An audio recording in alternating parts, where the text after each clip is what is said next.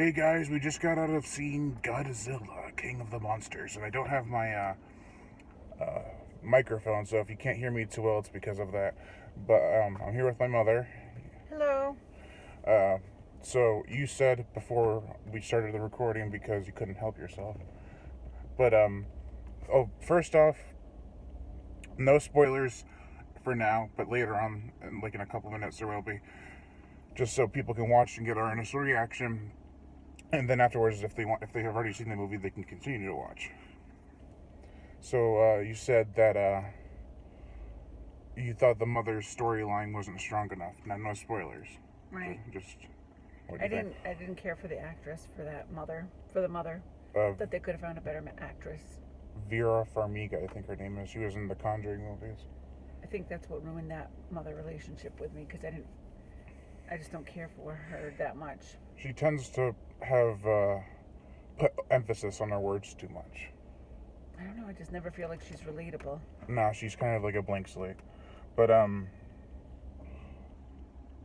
don't know. I mean, I love the 2014 movie, but I've noticed that people are complaining that there's not enough Godzilla in that movie and there's too much in this movie. I think it struck out a balance that was enough. I like Godzilla, so I thought it was plenty of Godzilla. I would have even gone for more. And also some people are saying that there's not enough character development for any of the characters. Do you agree? That's what I felt was lacking. I just waited for the fight, the monsters to show up. The monsters, because I was like, oh, this story just... I feel like they could have put a little bit more in the storyline to make us feel like the characters... we could feel their emotions. I feel like there wasn't enough character development. So that way I was like, it was sad and all and stuff, but it was like, oh. Yeah, like, oh, they died. I don't really care. Yeah, it's like, oh, all right, well, that's sad, but it wasn't heart-wrenching because we didn't get to see any of the characters. I know, and it was... or develop the characters, I mean. Yeah, we got to see the characters, plenty of them, but there wasn't enough development. They were mostly talking about the monsters. And the one guy was funny. I don't know his name. Which one, the younger one or the older one? Older one. Yeah, I don't know his name, but the other guy, the younger one that was part of Monarch in the beginning, he was in The Final Girls, which was that horror comedy where they enter the movie world, and he's one of the characters in that. He was super funny in that. I just think a little more character development would have really helped the movie along. I was fine with the monsters, and I could have... Godzilla, that's the name of the movie, so I'd rather... That's what Godzilla's about. It's Godzilla, so I could see more Godzilla. I never get sick of that. Something you said to me earlier. What? That's not what you said to me earlier. you're like, I don't really care. Godzilla, then it'd be one thing, but if it was just, I mean, well, that's what I go to see Godzilla for.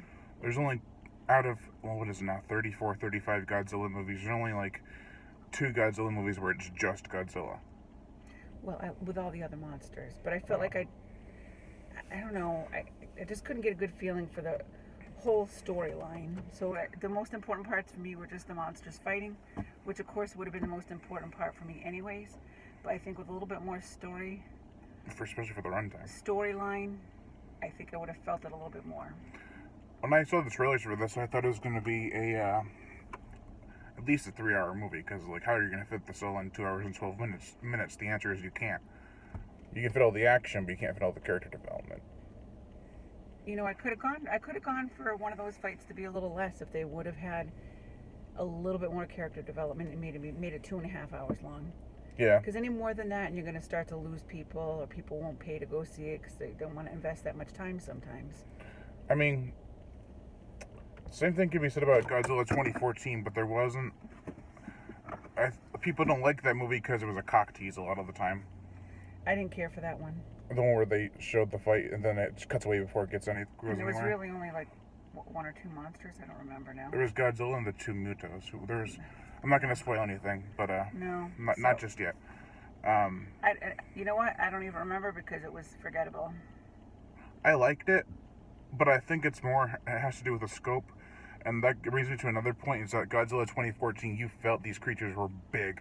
Like, they were towering, and then this one, they were so small. Yeah, they were fighting way too fast. If you wanted it to make it more realistic, you have to make it move slower. I didn't care for the look of Godzilla as much. Only a couple of times did he really look like the Godzilla I remember.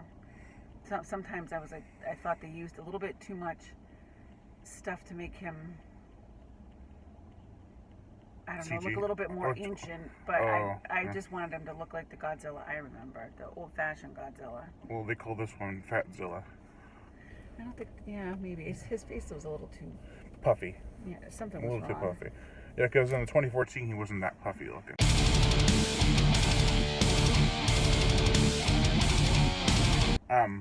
So there was a few things I noticed. I haven't watched any spoiler reviews, so I don't know if anyone else has said this, but you know Mothra and how she's summoned, right, in the original movies? Mhm. There's the two little fairies. Mhm. Did you notice that one Asian or Chinese chick was played two characters?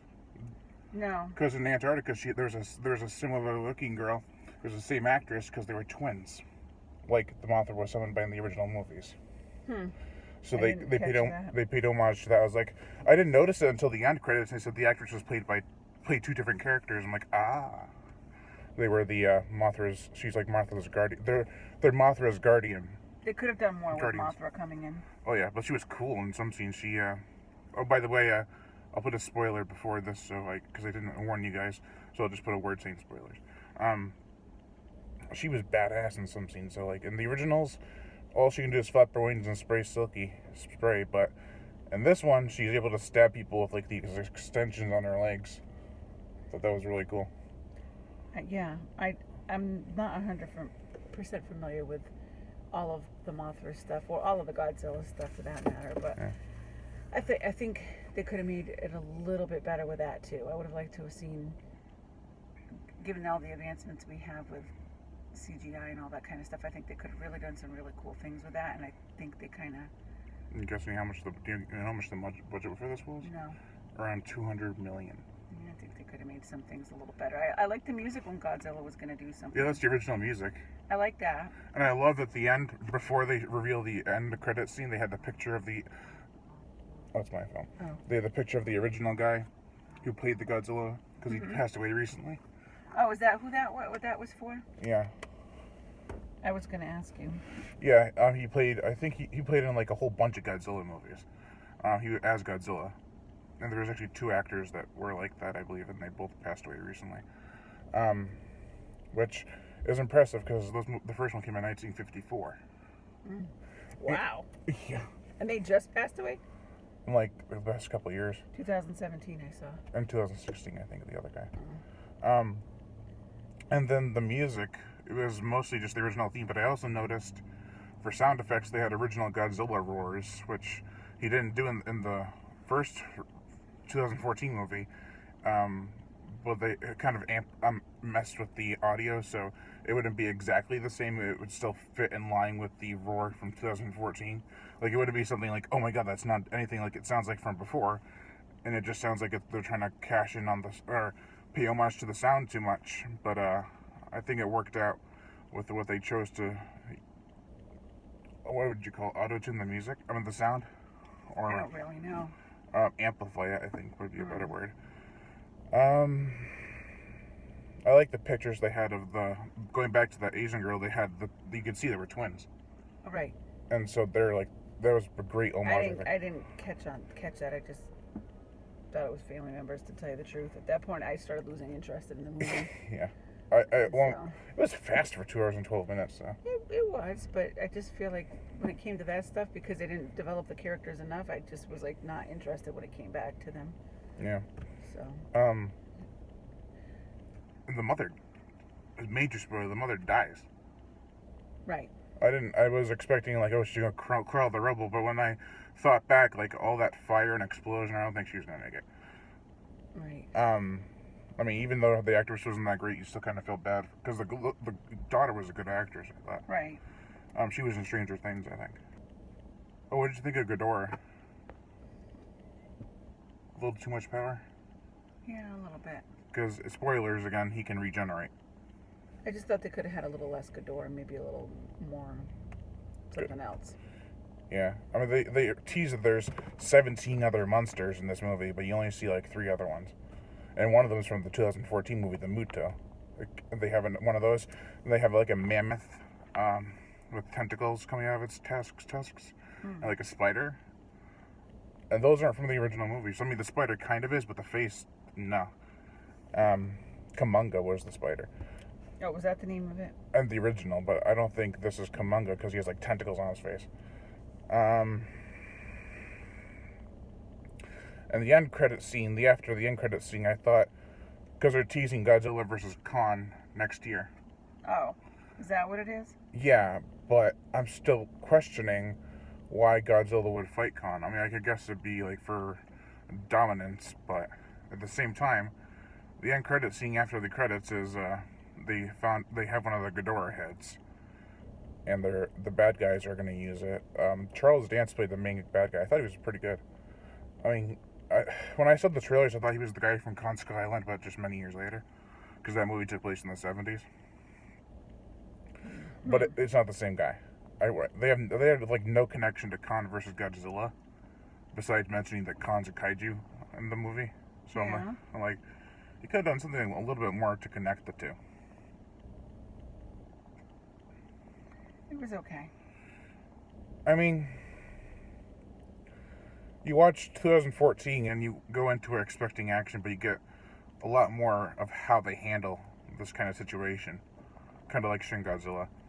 In this movie, you get tons of action and some of how they handle the situation. So, if you want to go in to a movie expecting moral dilemmas and how to handle certain things, go watch 2014. If you just want action, watch 2019's Godzilla King of the Monsters. Because you're not going to get character development. I mean, you're going to get some, but it's not going to be strong enough to make you care. There was one other thing I wanted to say, I thought. It was just okay. Oh, yeah. I did like the monster fights. The monster fights were good. I liked... do you remember the end of 2014? When he pulls open the Mito's mouth and then blows his stomach breath down it? Oh, yeah, I do remember that. I love how they got rid of Ghidorah's last head. Mm-hmm. They had him stuffed inside the mouth. And then he blew his breath through his mouth and through the Ghidorah's mouth. Mm-hmm. And then that was awesome.